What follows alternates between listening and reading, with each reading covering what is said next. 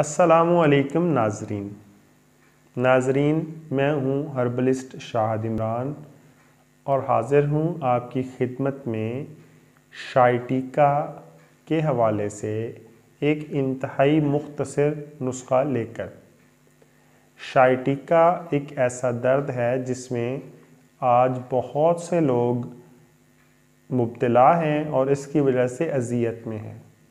ये दर्द कूल्हे से निकलता है और पट्ठों में कूल्हे से निकलकर घुटना और घुटने के नीचे तक पट्ठों में सरायत कर जाता है।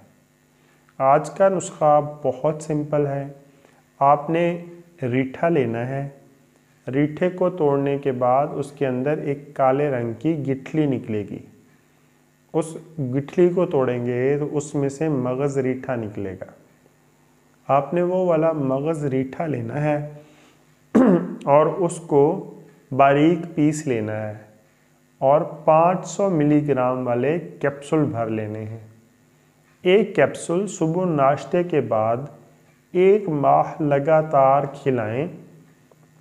इंशाल्लाह मरीज़ का शाइटिका का दर्द ठीक हो जाएगा। अपना और अपने चैनल का ख्याल रखिएगा।